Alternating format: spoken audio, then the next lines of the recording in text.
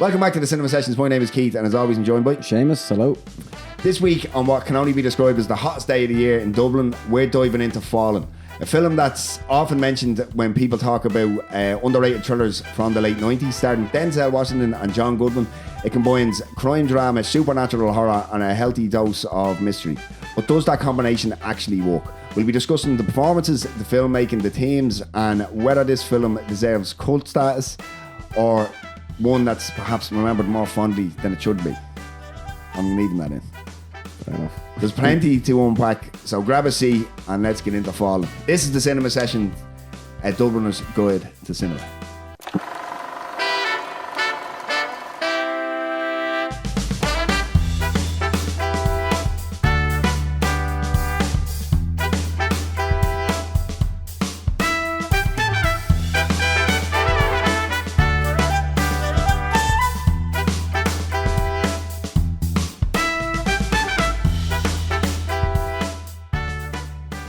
Now that we're back, yes. Fuck me, it's warm. It's a touch warm, yeah. Like, for anybody who lives outside of the UK and Ireland, right, that thinks that we're out going over the top when we say it's about 28 degrees in Dublin right now, and fuck me, it feels like 40. Yeah, like out straight, like, because people don't understand the climate. So when it gets not extremely hot, when it gets hot for our standards here, people can't understand the humidity and all on top of that. Do you know what I mean? Because I work with a Bulgarian guy, and he was saying, like, it gets 45 degrees in the summer, and when it's 25 degrees here, it feels almost as bad as that. Is that right? Yeah, because never really been in a very dry place. Yeah. Like, it's just because of the humidity that'll kill you. Like it's that's an old funny cliche. Yeah. But that's what it is, man. Because walking down the road and your fucking clothes are hanging down, like gravity is sweat pulling it to the ground. Yeah. So if I seemed about half-arsed on that intro, now you know why. Yeah. Well, here we are. This was suggested by Ciaran, our tech guy, who's not here. He's in and he will never be allowed to choose anything ever again. So tip my hat on this particular film. I'll just do my spiel, so I have something to talk about. Right. So today we're talking about, as you mentioned in the intro, Fallen, which is a supernatural thriller from 1998, directed by Gregory Hoblit and written by Nicholas Kazan. The film stars Denzel Washington, John Goodman, Donald Sutherland, Embeth Davids, who I think I'm pronouncing her name incorrectly, James Gandolfini, and Elias Koteas, whose name I think I am pronouncing correctly. The film follows Philadelphia homicide detective John Hobbs, who, after witnessing the execution of serial killer Edgar Reese, becomes entangled in a new series of killings that point toward a malevolent supernatural force. The film mysteriously has a 7.0 rating on IMDb with a Metacritic critic score of 52 and a user score of 7.1. On Rotten Tomatoes, it has a critic score of 43% and an audience score of 72. The fuck? Fallen grossed approximately 25.2 million worldwide against a reported budget of around 46 million. And on a personal note, folks, if you feel you've got a demon inside you, make sure they're wearing a rubber. Now, we normally don't start off like this, right? Yeah. But based on that atrociously high Rotten Tomato score, right? Yeah. I just felt the need to pull a few. Because, I mean, when I read it, it was a very mixed bag. Do you know what I mean? But I was purposely looking for a mixed bag, right? But I just want to call out Margaret A. McGurk, if that is your real name, right? From Cincinnati Enquirer on the 15th of October 2002. A solid, smart, gripping tale of terror with the wit to scare us silly.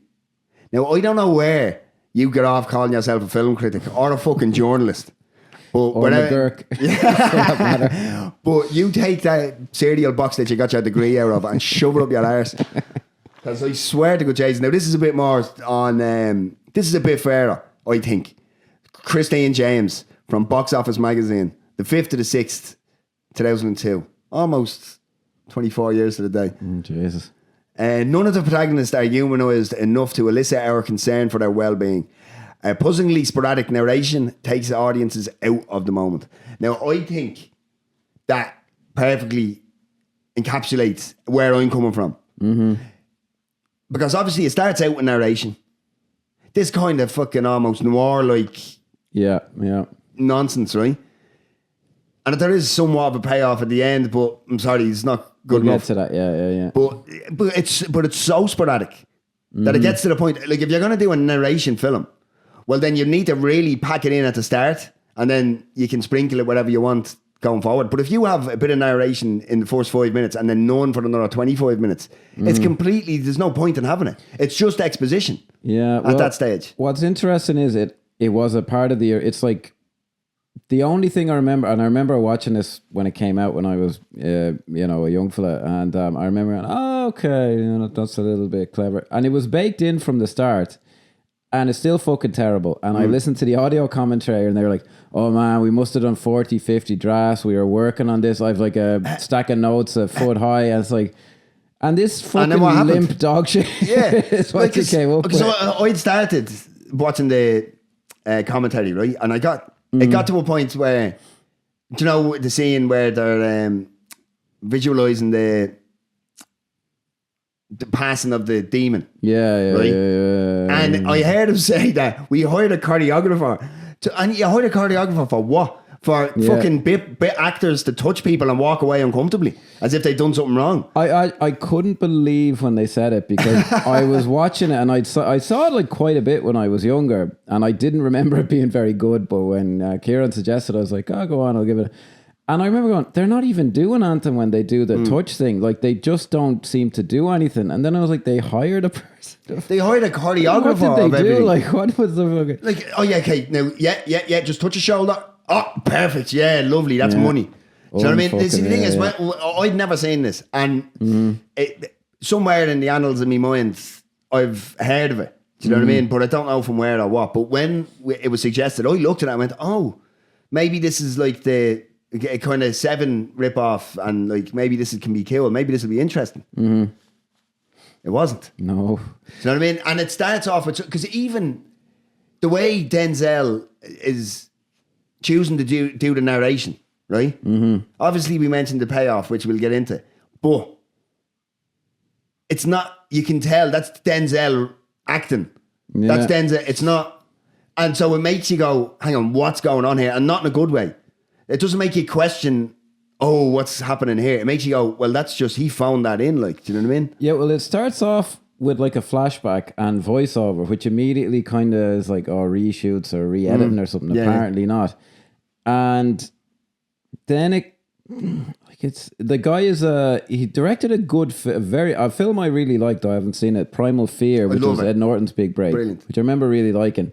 But he seems to be mostly a TV guy. I think he did like the pilot for NYPD Blue, which, to be fair, that's a good day's work now. And also that's he directed quite a few, because the police station in this is straight from NYPD Blue. It's the same set. Yeah, it's really shitty.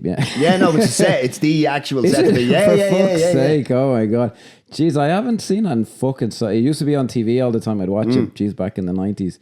But it's very like TV, and just get it quick. And they're fucking blowing themselves. But we use this crazy film stock for the Demon's point of view. Like, I'm like, hang on, nice one, lads. Yeah, I will give it credit. When Ciaran suggested this, and I said, oh yeah, I've seen that. And then he started going, time is on my side.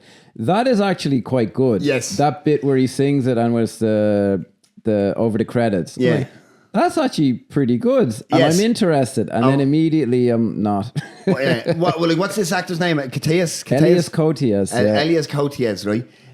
I think the film here is...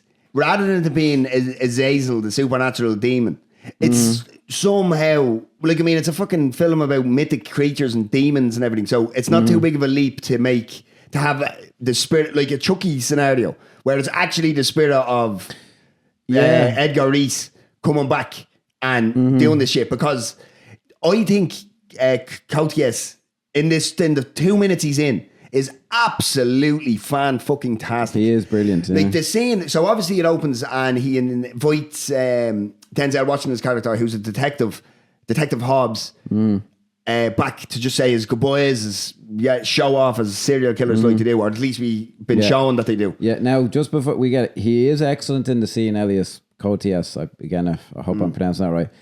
The scene, though, is not actually that good. No. He is excellent in it. He's a really good... I saw an interview... I didn't see it. I read an interview with him once where I'm pretty sure he was...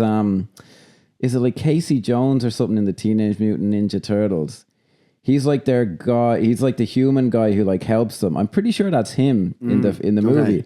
And in this interview, they're like, oh, they were asking about stuff he did. It's like, yeah, man, I just don't know. I feel like I didn't do that character justice. And the guy's like, Casey Jones in the fucking Teenage Mutant Ninja. And the guy, he was sincere. Like he was dead like, serious. Yeah, man, I just don't think I really brought it. Like that character means a lot to people. And we're like, but you can see it in he's his great, prep for this. Because he actually went and learned Aramaic for the scene. Like, and he actually had to find a second guy because the first guy wouldn't tell him what the curse words were. I don't know now how well he did it, but it sounded very legit to me. Like he put in the effort to sound legit. Like, and so obviously he's there to be executed, and we see him executed. But the scene, this is where I went, oh my God, I hope this is the film that I think it is, right? Because that thing where he and he has a great voice. I was going to say, but you know what I hate? Because it's great, but then he ruins it with the final bit. Like he goes way too high pitched or something. Like, but he's very good at it. And do you know what? Really, I went, oh my God, this could be amazing. This film is when he holds his breath, and he just starts looking at. I'm like, whoa! I was like, deadly. Fair play to Ciaran. Yeah, and then that's where it stops. Yeah, and then every other actor that plays the demon is pretty. Like there's some fantastic actors who play the demon, but fuck me. There's a little known 1990s film starring Lou Diamond Phillips called The Force Power. So the film that I just described there, okay, of Koteas coming back, minus his Azazel, they've essentially completely ripped off The Force Power. It's the exact same film. It's the exact same film to a T. To watch it now, except it's the actual it's the spirit of the actual guy who's come back. Do you know what I mean? So Lou Diamond Phillips plays the Denzel character, and he's investigated this guy. He's executed, and then all these copycat killings start happening, and it's the whole thing is what's going on here. It turns out, like a Chucky situation, the spirit of the serial killer has come back. I'd love to see that in a movie where they're like, looks like we're dealing with a Chucky kind of situation. but without me, now I only found that out, and because I found myself, which I always hate doing, is I'll always try and sit down and watch a film start to finish, right? And even if it's shit, I'll always try to find something good in it.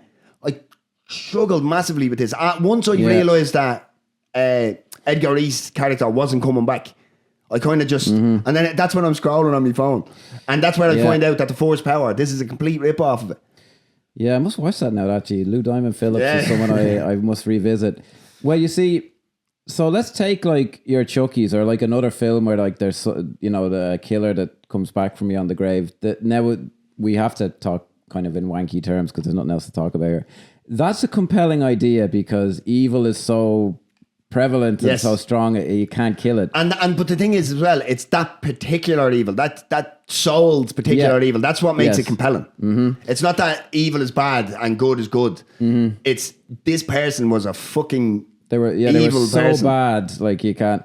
So the problem with this is, and the guy actually on the commentary track, the guy said something that did make me go, oh, okay, fair enough. He said, I was interested in the idea of evil being able to pass down. So like a father beats his son who tortures animals and all this. And I was like, oh, that's great. And then the execution of it is you tap someone on the shoulder and I'm like, it just doesn't work like the way that you've decided to do it here. Like even later on in the film where he's showing his hand in the police station. It's you've got some powerhouse actors that James Gandolfini and all he can muster up is like, do you know what I mean? Like, yeah. Who is like 10 years younger than Denzel Washington? Is he? Yes. Denzel Washington is like 42 in this, and no, he's not like 10, but he is like 5 or 6 years younger than him.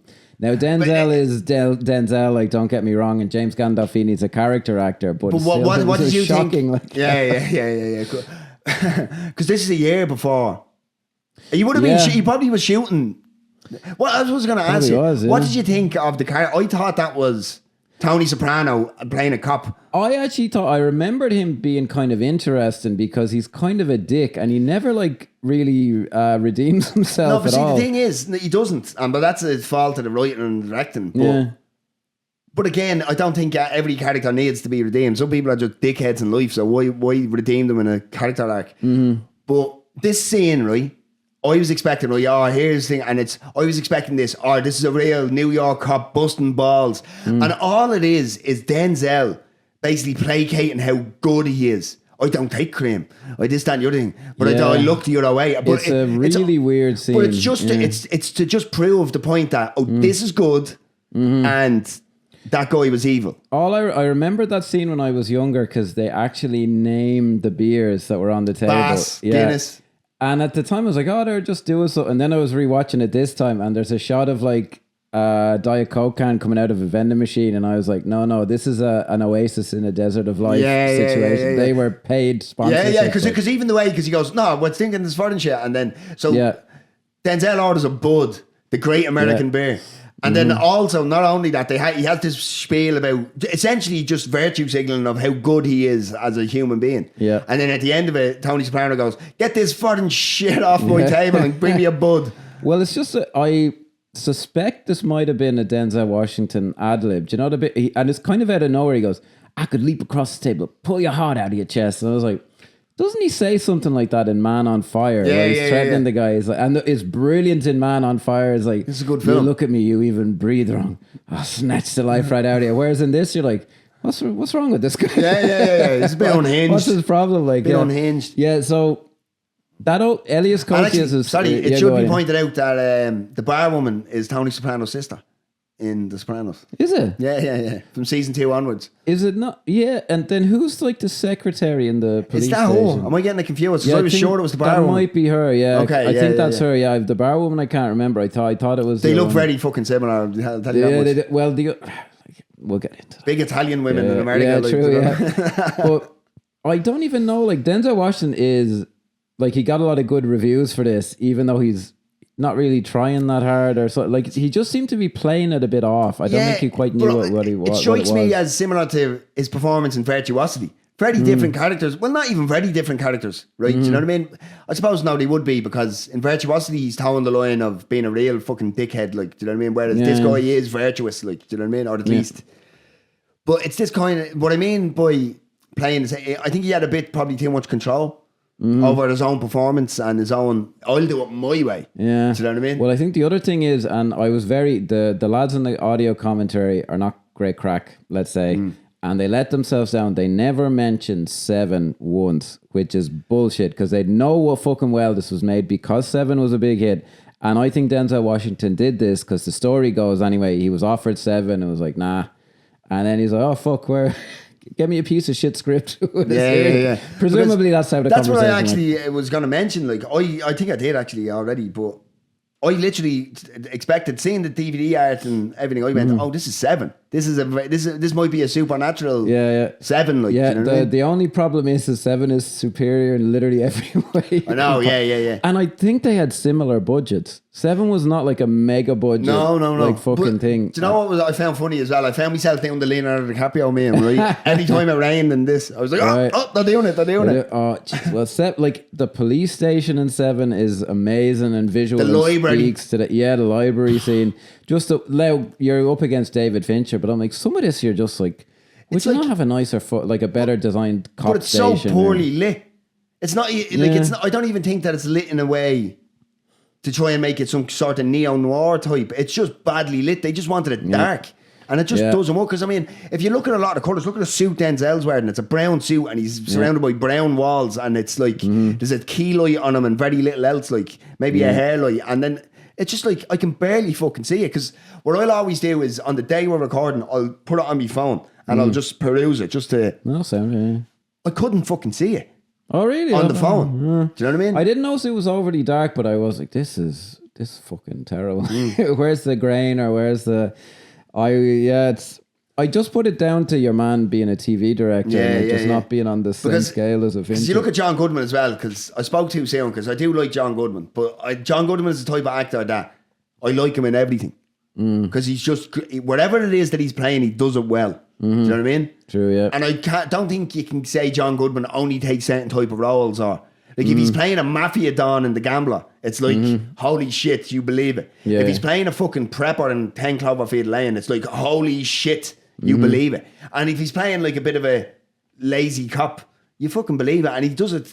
See, the thing is, have a feeling that he was supposed to maybe be some sort of fucking levity or comic relief. And I just don't think the script warrants it. It just doesn't do it well. Well, like everything it is, it just comes up short for me. And like the lighting isn't moody enough. The camera angles aren't moody enough.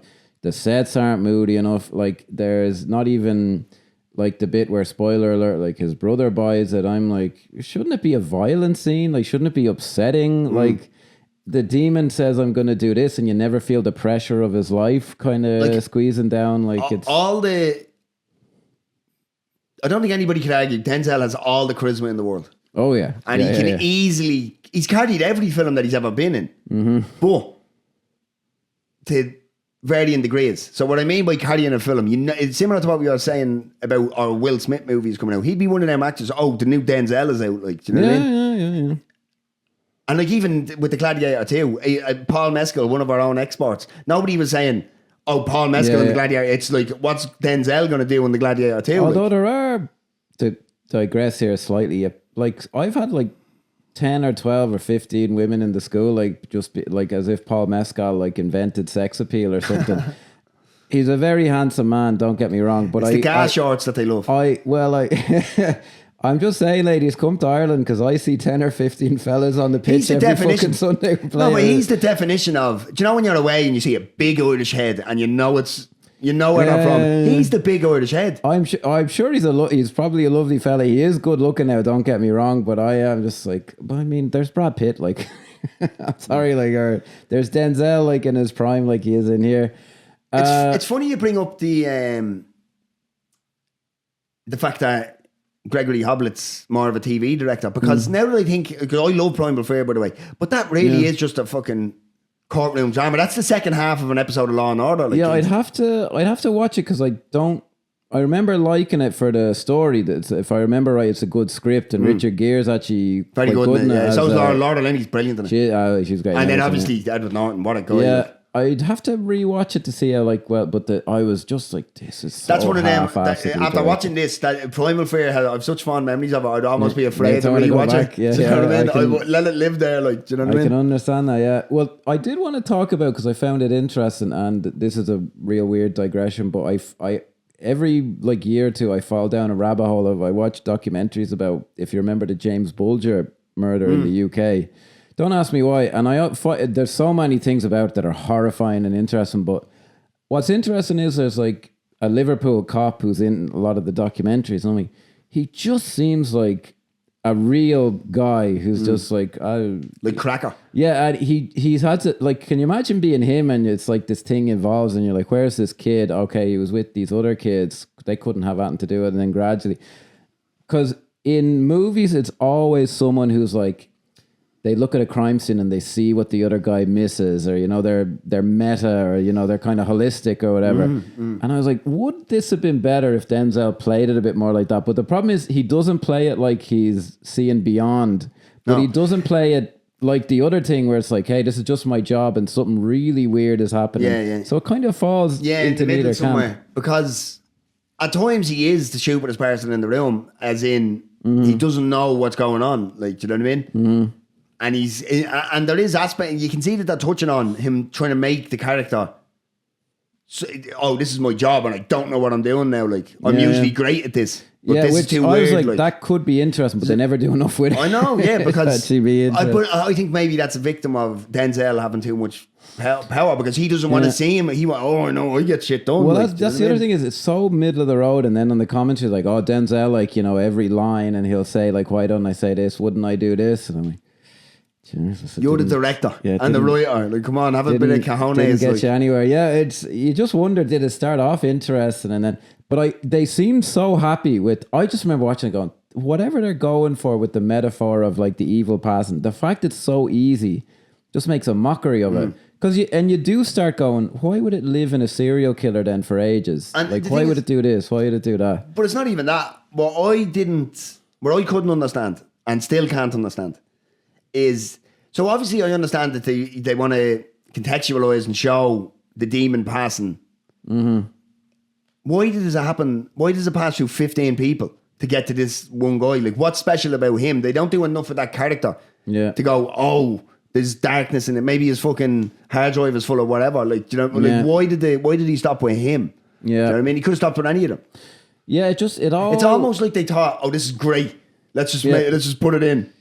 Well, I just found myself going, I don't know if I thought about this much when I was a kid. I was like, this is kind of shit. Although, what I should have been 14, 15. I'm like, now I'm watching them, I'm going, well, if all it wants is to end, just pass into the president. From the way it's presented in the film, it'd take 5 minutes. And it's like, what the fuck? Like, if the metaphor, it's a nice idea, I gotta say, like, you know, the touch of evil, like, you know, your grandfather does this, your father does that. Yeah. And the film, he had to say it for me to go, oh, okay, because the way you did it, I wouldn't get that connection. 100%. At all. It's actually dead right the way you say it, because there is this kind of, as the film progresses, and we learn more about Azazel, and I do think there was an interest in the shroud of mystery that's running through it, like when it's like, what's between Lyons and Schwartz, Spakowski or whatever, yeah. Schwartz. I don't know where that those came weird fucking US names. Yeah. But I thought that's interesting, and how he has to go and find that out and what have you. Like, but the whole thing of there's a true line through it that Azazel is a demon who wants to destroy humanity. Well, just as you said, let the president let off a couple of nukes, like. Yeah. Like, you're playing street level games with a bleeding, non-dying, forever demon. Like, they don't think in these things. Like, do you know what I mean? Yeah. Because I remember I did watch it a few times. I think when I was younger, I kept watching it, hoping it'd get better or something like that. When I watched it a second time in full, I went, maybe I was wrong. Really? No, but I mean, maybe I was wrong, as in, before I put it on, I went, oh, excuse me. I'm going to try and go in here fresh. I'll give it a fair. My memory was, or maybe I just rationalized it, that Elias Koteas, the original human, was a serial killer anyway, and then Azazel jumped into him. Yeah. But I don't know where I got that from. Yeah, it's not clear. It's not clear, because if he wasn't, then they killed an innocent man. Like, as happens later, which again the film makes no great shakes about. Like, Denzel doesn't seem that broken up. And there's a big gaff here. Which bit? Where he shoots the guy, the teacher on the street. Oh, is it where the gun locks back? No, it's not even that. It's, okay. Well, one, how the fuck does he know he's a teacher? Immediately. Second of all, there's about 14 witnesses who see that he shot the gun once and he shot first. And then the fucking one who Azazel possesses is on the news saying he shot and kept shooting. Yeah. So all they have to do, and Denzel panics and runs and takes his nephew away. Yeah. So Denzel is a fucking hard-nosed detective. He knows full well how many people were on that street. So he knows full well that Azazel saying something on a news program isn't going to make the whole fucking weight of it. He jumps out of the... Yeah. Do you know what I mean? Well, do you know what could have been good then is it's somehow like... what's it before a trial? Like a grand jury or something, because they happen quicker. And like Azazel does something clever, like he passes himself into each witness and each witness lies, or something like the downfall of this man, because it never reads. It's just Donald Sutherland, who we haven't even mentioned in it. Yeah. It's Donald Sutherland occasionally going, all right, man, be careful. Do you think it's this. you? Yeah. People upstairs. Not me. Yeah. The people and upstairs. It's like, what?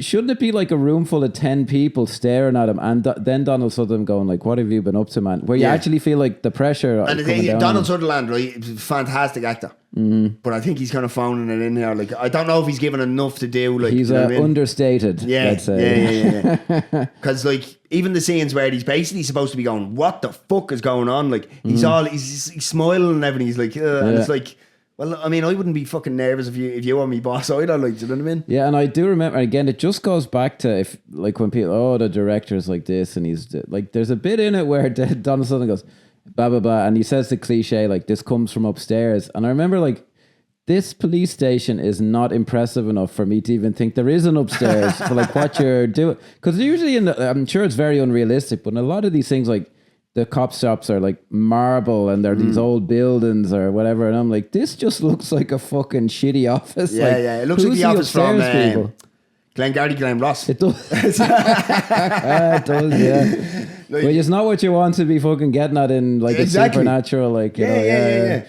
Christ. Because I mean, they are playing, because it's mentioned in the commentary, they are playing on, we wanted people to lull people into, oh, is this just a cop procedural, like, and all this, like, no, that's not how you achieve that, like, do you know what I mean? Even look at Law and Order, like, it's so much more impressive, I know, yeah. Where they work, like. It's supposed to be institutions and things are bigger than, you know, this. So anyway, there's a load of crack, and we should mention, what's the name? I half mispronounced. I think Embed Davids. That's how they pronounce it on the thing. Of Schindler's List, and most importantly, Army of Darkness. And Miss Honey. Yeah. From Matilda. Is she? She is, isn't she? I probably, yeah. Do you know, I don't think I've ever seen that because I love the book so much. This is what a wanker am. I love the book so much, and I saw at the end they had Miss Trunchbull like flying around the place, and I was like, well, that's hardly the ending of the book now. It is. Do you know what that film is? A huge cultural phenomenon is Mexico. If you ever play Uno with a Mexican, there's something put that it on happens. the bucket list. There's strip Uno. Say no more. Or as they say, Los Naked Uno in Mexico.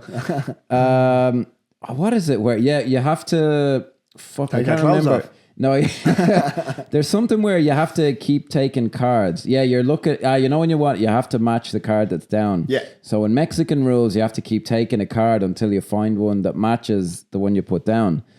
And when you're taking a load of cards one after the other, they'll always go Bruce, Bruce, Bruce, Bruce, because when he's eating the pies or the cake. One of those, like, surely you've seen that scene. At least I've seen that when I didn't get it when they were saying it, but when they explained it, I was like, oh yeah, I know what you mean. I've never seen that more grotesque than that poor young fella fucking being force-fed cake. Well, oh God, they love it in Mexico apparently. No man. Well, the story is it's on TV. It was on TV all the time, whatever, when in between telenovelas. Yeah, presumably. So yeah, it's a huge cultural thing over there because they say when they're playing Uno, yeah. They love Uno as well, obviously. There's very different rules in Brazil and in Mexico. Actually, for Uno, the Brazilians play it completely. The Brazilians, if you're ever playing it with a mix Brazilians are the contrarians. Oh, the Brazilians are like, I have two cards that match that. I'll put them down, and there's fucking murder. But you know that's funny because I mean we're on a mad digression now. But you know Switch. It's a game card. Switch. Yeah. No, not Uno. This is just like a deck of cards. Game of Switch. No, what's that? They didn't play that in Terranura, no, we only played Baccarat and backgammon and whist or whatever, yeah. But so like 7 rebounds or 7 skips, 8 rebounds. King of Hearts, pick up 5. No. All I ever played was Snap and Texas Hold'em. That's about the only games I can play. I get, because I'm a blow-in on the south side, right? So I lived in Clondalkin / Tallaght for years. And I'd bring me fingerless rails and switch, and there'd be fucking murder over it. Because I'd be like, right. Now this card does this. And he goes, that card doesn't do that. And I'm like, what are you talking about? It does. Because it's played just 5 kilometres either side of the Liffey, and it's played completely different. Like, to the point where there's arguments. It's interesting, isn't it? It's yeah, mental, these things isn't it? happen. Yeah, I don't know. There's probably regional variations now, but like it is like, you know, Brazilians be putting down 3 cards and they're like, oh, what the fuck? And I'm like, lads, I've no fucking clue. Don't ask me. Where were we? Embed Davids, because she was in fucking Matilda. She's fine. She's a good actress who I haven't seen in ages. Again, I don't know if I saw this. I think I read this online, not on the commentary, but there was meant to be 2 characters. Yes, a much older one, a much older one, and then her.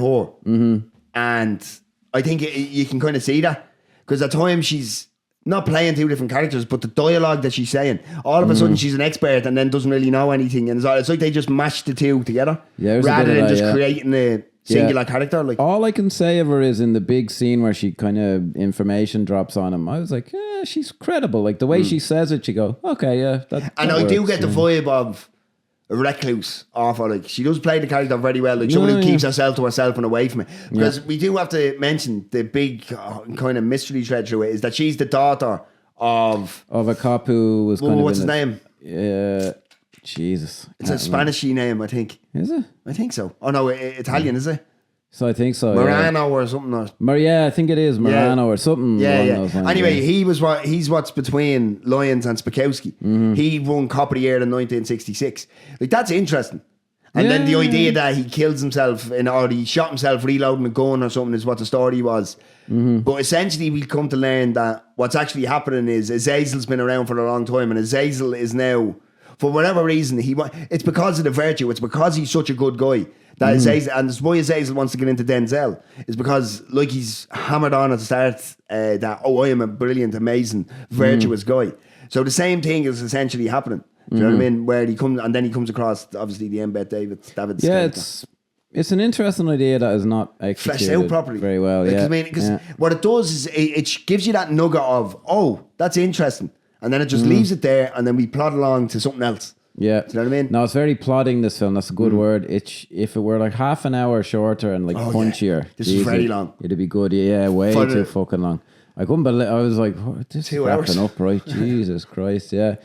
I can't even think, we should mention his brother, played by an actor I've seen in other stuff who's quite God good. in Bedazzled. Yes, I can't believe that was where you went, because that's exactly where I went. Oh yeah, man, because I have to say, because he plays this so fucking.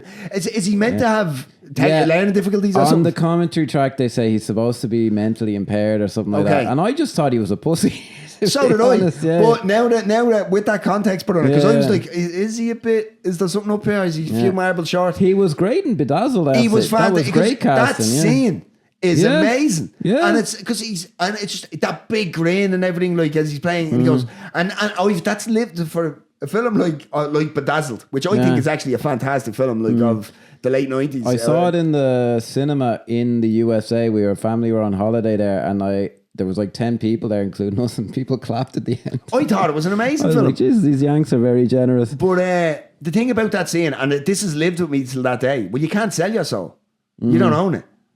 And then I went, that's still to this day, philosophically, I question that. For a fucking quarter of a century, maybe. I might go back and watch it. No, because at the end he's saying, well, the soul isn't yours to sell. God owns it. And it's like, that's lived with me, like, philosophically since then. Like, you know what I mean? Bedazzled. Elizabeth Hardy and Brendan Fraser. I remember he just showed up in this. He looks pretty different because of the beard. And I was like, is that the guy who played the angel? I thought he was an angel in Bedazzled, but he probably was God.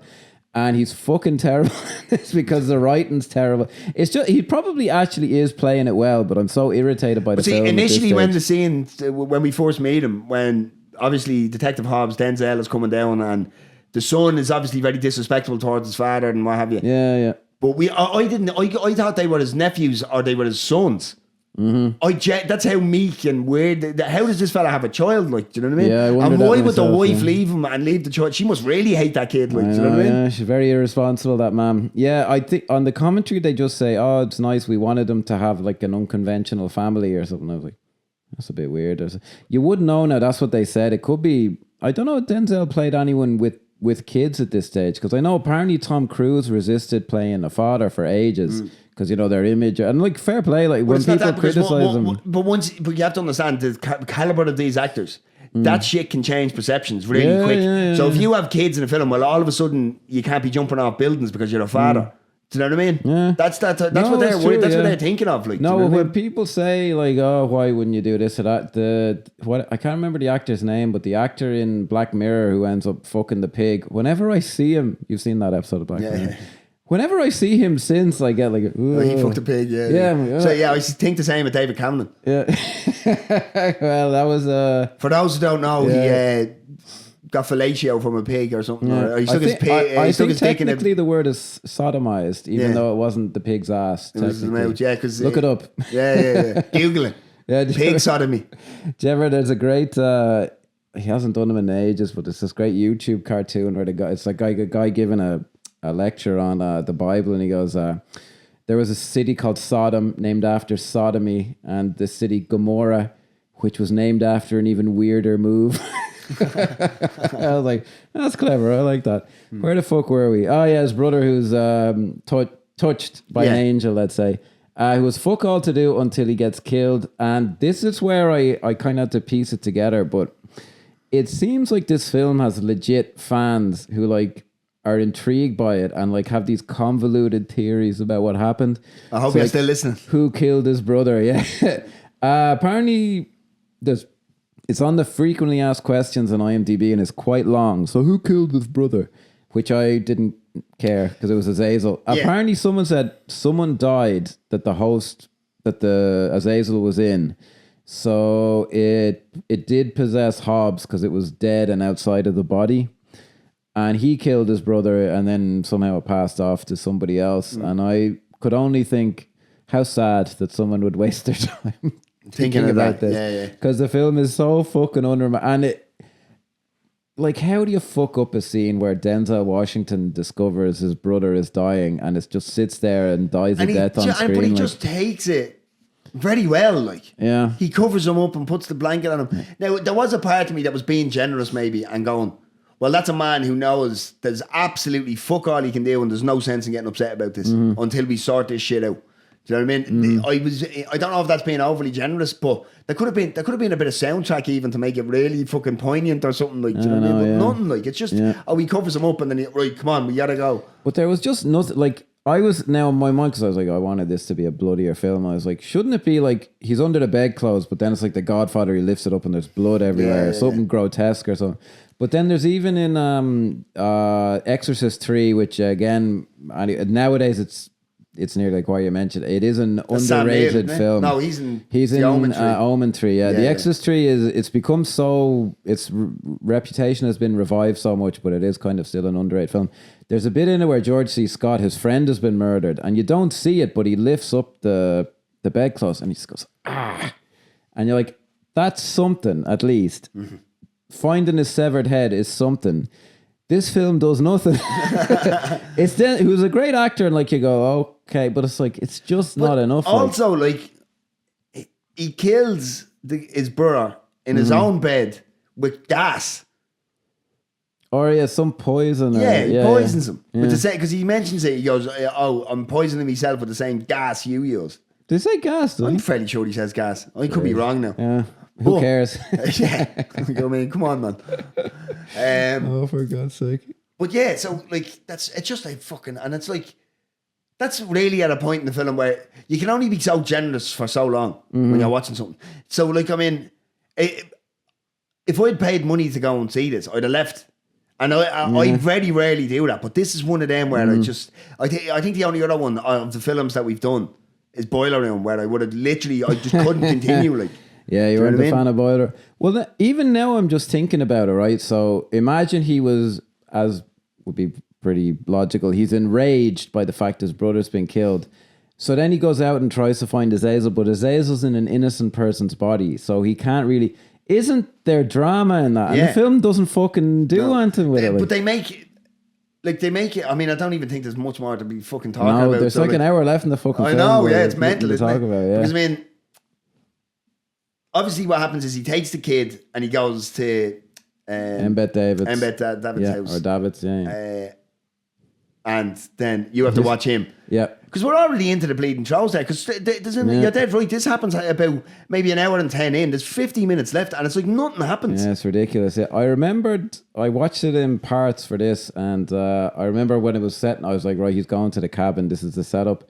Where I should have been like, right, and I was like, I'll finish watching this tomorrow. I've given up on it. I was like, fuck this. But see, the reason why, what my point was, I think that they don't do his Hazel has been trapped or is taken over an innocent's body, or the fucking schoolgirls or whatever makes it the most dramatic. Yeah. The reason that I don't think that's done is I think Denzel wants to be prove that he's actually the cleverest in the room by how he decides to do it, because almost as if it's shoehorned in, they start saying, well, he only has an X amount of time to find the new host and he can only travel so much. Yeah. So I mean, fuck it. He goes to the cabin at the end. I did have to give it credit. I thought it was good that two of them show up at the end. Yeah, because it fucks up his plan. Yeah. That was good. Yeah. No, because that at least that actually. We need some stakes here. They can't just win. Like, yeah, the writer said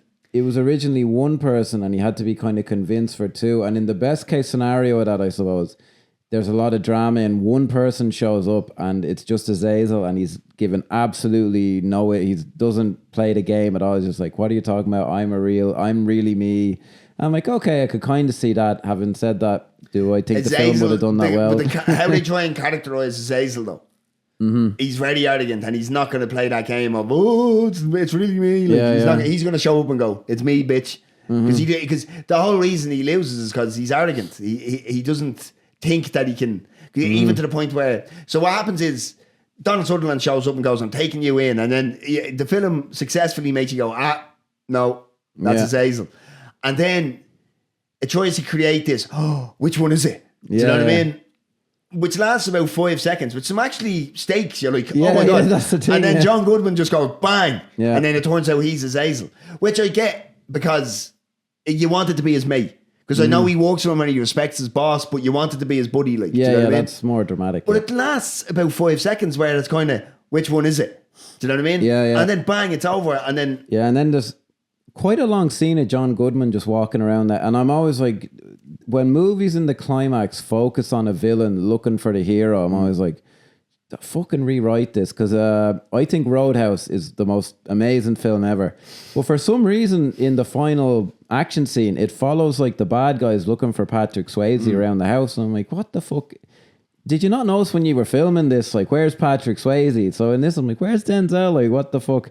It does let John Goodman sing. He has a fantastic voice. Oh, yeah, because I mean, we mentioned that at the start, but the Rolling Stones, Time's on my side. Yeah, that is. Which was in a Bulmers commercial here at the time, I want to say. It was a big, it was in a big ad at the same time. But you're dead right about John Goodman, because the way he adds a bit of bleeding, because Joke is trying to, he's really, Elias Koteas, it's like as if he's auditioning to sing. Do you know what I mean? Whereas John Goodman is John Goodman singing this. Singing it, which is great, though. It's brilliant, like. There's a great bit, and he jazzes it up. It's like, is on my side. Yeah, he's having a crack with it. Yes, and it is. There's a good line where he goes, do you like the Stones? And he goes, of course you don't, you monkey-loving pussy. And I was like, nice. Yeah. Do you ever read, because we're on digressions, the Once Upon a Time in Hollywood novel Tarantino did? I listened to it on audiobook. Yeah. It's full of things in it that I'm like, that's Tarantino's opinion. And there's a bit where he goes into like how the Monkees are actually better than the Beatles. And I'm like, all right, man, no. Yeah, I'm not going with you on that journey. They're very, very good. I do like the Monkees. But they were, but like, I mean, I don't know enough about the Monkees to be able to cast an opinion properly. Yeah. But to my knowledge of it, and maybe it's just because I grew up around Beatles fans, is that they were just a fucking American rip-off of the Beatles. They were, yeah. No, very similar tonally, musically. There's some great songs and all that, but like, I mean, you if you just spent like a month and you hadn't heard the Beatles for a while and you listened to the Monkees, like, Jesus, yeah, and then you'd hear a Beatles song. Yeah, but did they ever spend 2 years in Hamburg? Well, apparently not. No, there's a documentary about them. I think it was like a Behind the Music, the Monkees, and it's one of them because it was a TV show about a band. Yeah, I remember, and then they became a band, and one of them goes like, yeah, I've often equated it to Leonard Nimoy actually becoming Spock, and then it cuts to another guy going, yeah, he's been saying that shit for years. Like, just give it up, man. It's not. It's just leave it out. Like. But it is a good line in this. A film which could use a few more good lines. Yeah. Because I mean, it's because I mean, like we said, Denzel. Because I mean, if you compare this to this came out in a great run of adult thrillers. Like, you know what I mean? Seven. Yeah. Kiss the Girls. The Game. Do you know what I mean? Yeah, true. Very Primal Fear. Yeah. Should be in the conversation, yeah. The Devil's Advocate, which we've spoken about. We did, yeah. These kind of tonally similar adult thrillers. That's the best way. Adult in the you'd need to be a grown up to understand them, not X-rated. Yeah. And you just think, how the fuck does this?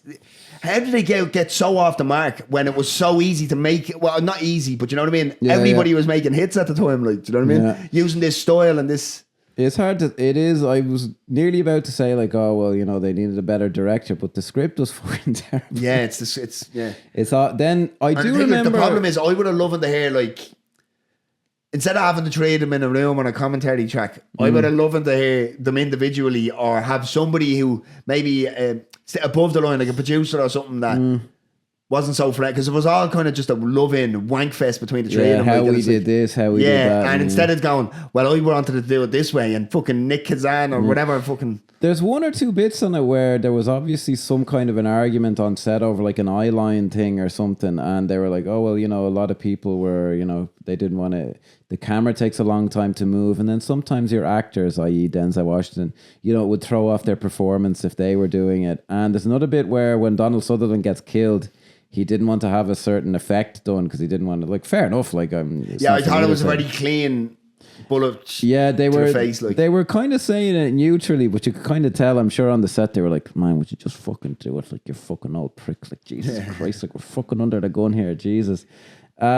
I will say when I first saw the film, I did go, "Okay, that twist is kind of clever, but I don't like it because I like Denzel Washington." And So essentially, what happens is Denzel shoots John Goodman, but he shoots him in the stomach or something that's going to take a while for him to die. Yeah.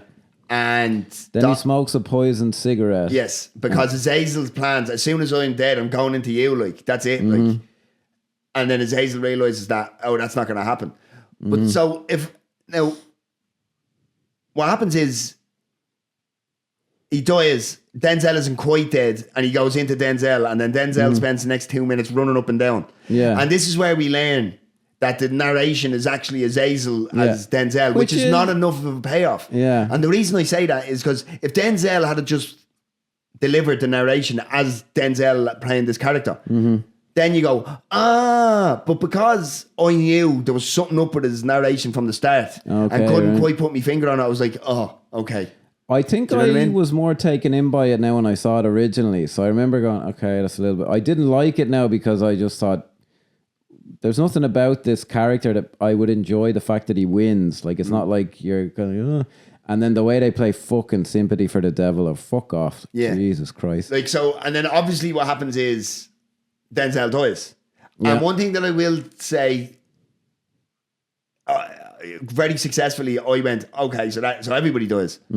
I did not, and then the camera comes up and then the cat strolls out. Yeah. And I was like, why has he still got Denzel's accent?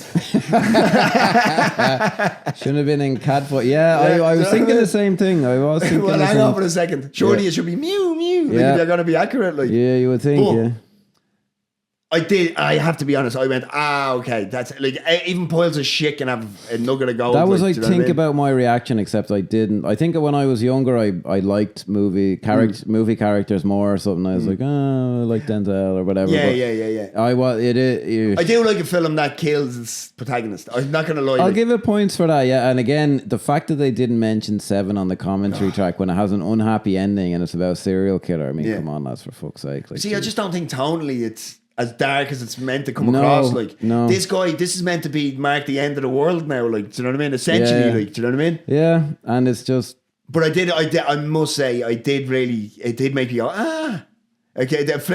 As I'm sitting there like this, waiting to turn it off, I just went, a flicker of emotion passed me brain. There was something to it at least. I liked it. I did. Yeah. Like the only thing is, it only came across my head there is why the fuck. And it annoys me now is why is Denzel doing the narration in the cat's head? Yeah, well, there's an easy just to trick you. That's it. Yeah. I think that's pretty much it. Like, I mean, we could sit here and fucking try and but like, I mean, at the end of the day, I fucking Ciaran sacked. Yeah. My only thought when I was watching it, and I was like, it's. I know it's that I can't quite verbalize it why it fucks it up so bad, but the fact it's so easy for the demon to pass itself off, I'm like, the metaphor of whatever you're going for, it just doesn't work. But I just looked at that before I'd heard and went, right, look, they struggled to try and really fucking show us the passing of the demon and everything, right? And I went, okay, right, I can forgive that because it looks stupid and the gormless look when each pass happens and it's like, and it's like, it's just something really fucking annoying about it. Like, but to find out that they actually, you could get paid for anything in the 90s. I swear to God, they hired a choreographer to show people how to touch each other on the shoulders and then walk away uncomfortably, like. It's unreal, yeah. The mind boggles. It makes the way they do it in Ghosts of Mars look like a fucking masterpiece. Oh, jeez, yeah. I didn't even think of that. Because at least there was a change, like yeah. And there's only two actors, I reckon. So the first guy, the guy who I did like the bit where the guy quits and he goes, "You can shove that sandwich up your ass."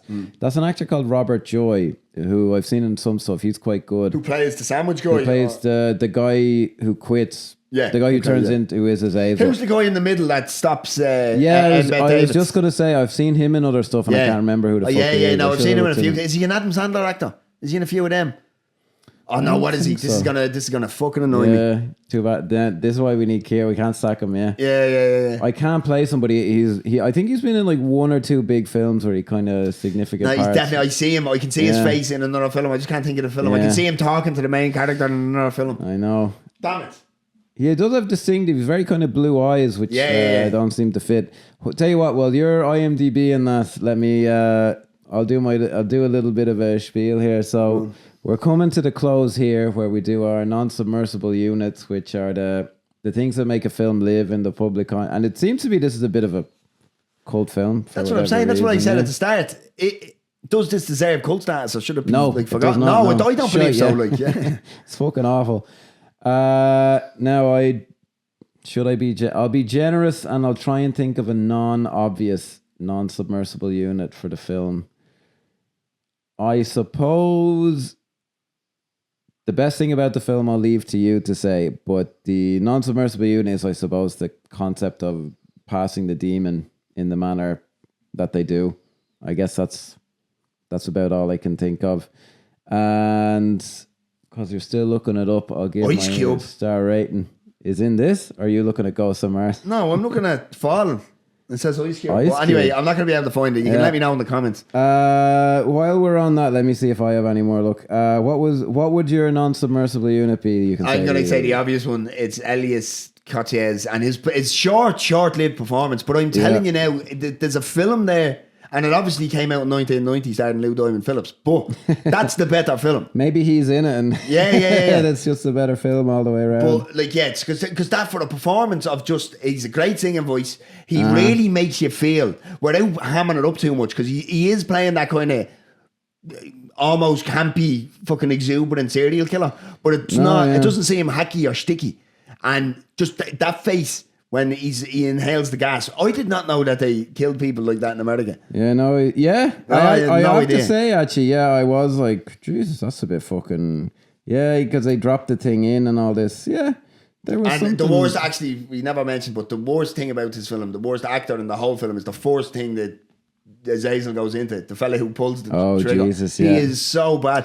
And he's clearly showing up to that street, because that's the happening street. Like, that's where you're going to get a bit of bag and a fucking... And he's wearing the fucking leather jacket. Yeah, he's definitely a scumbag. Yeah. Like, you know what I mean? So why does he feel the need to leave him? Do you know who that guy is? Go on. He is Dick Stensland in LA Confidential. He's Russell Crowe's partner in LA Confidential. He's in something else, though. He's in Sicario 2, which you may have watched recently. Oh, he has to be in something else. Hang on now. His big ones on this are LA Confidential, Leaving Las Vegas, Atlas Shrugged. I know you're an Ayn Randian. And he's probably like 10 million credits now. I know him from LA Confidential. Do you watch Hawaii Five-0? No. He does have a very... I remember, now that I know it, he's... What's his name? Gabriel Beckel. Graham Beckel. Where the fuck did I He was in an episode of Longmire. Oh Brother, Peacock, The Cleaner. He's in a lot of TV, it seems. He's in one episode of Battlestar Galactica. I bet you it's there. Do you know what it probably is? He's in a few episodes of Battlestar Galactica. He's in Brokeback Mountain. You've probably seen him in TV, and just because he's memorable, you remember him, if you know what I mean. Dark Blue, the Kurt Russell thing, if you ever saw that. The Road Home. This is great fucking... Hardball. Yeah. Is it Hardball? Pearl Harbor. Yeah, he's in Hardball, yeah. Aren't you a big fan of that? I love Hardball. Yeah. I love White Savior movies. You're mad. He's in Pearl Harbor as well. And jeez, he's done a ton of... It is him. He plays his fucking... He's the bookie in Hardball. That's where I'm seeing him talking. Yes, fine. I know him as Dick Stensland in LA Confidential. I don't even remember from... It's been donkeys years since I've seen LA Confidential. Oh, that's great, yeah. Anyway, Elias Koteas. Watch Hardball, don't watch Fallen. Do you know what? Even after all I've said, I wouldn't give it a 1 out of 5. I'd probably give it a 2 or a 1.5, or I think I'd give it a 2, which is a bad mark for me. Like 1 out of 5 is... That 0 isn't on the scale, if you know what I mean. Yeah. Oh, I'm struggling with this one. Let's see. No, I'm going 1. And the only reason it has 1 is for Elias Koteas. And I think he's the reason I'm a 2, yeah. Like fucking Denzel played Alonzo 2 years after this or something. Like, what the fuck? Like, I don't understand how you can give. Like, I mean, how you can be so bitty with your performances, like in a career. I reckon he just made this because he passed on 7. Yeah. Right, yeah. Like Sean Connery in League of Extraordinary Gentlemen, he passed on fucking Lord of the Rings. He's like, right, well, fucking. I meant to do something. Not as good and he as hasn't, a wing. and he didn't act again after that either. I know, yeah. It's a bit of a tiny bit of a shame, that, but there we go. Anyway, I think we'll try something different, right? So next week is the 52nd episode. Ooh. Okay, which means we've been doing this for a year. So thank you to the 12 people listening. yeah. But what we'll start doing is we'll start saying what we're going to watch the following week, because then at least maybe we can Build a bit of momentum. Somebody to comment. But next week for the 52nd 1 year anniversary episode, we'll be doing Sicario. So join us for that. Peace out. And like, Vaya subscribe. con Dios. Like, subscribe, Facebook, TikTok, especially Facebook, YouTube, all that sort of stuff. See you on the next one. Peace Bye-bye. out. Thanks.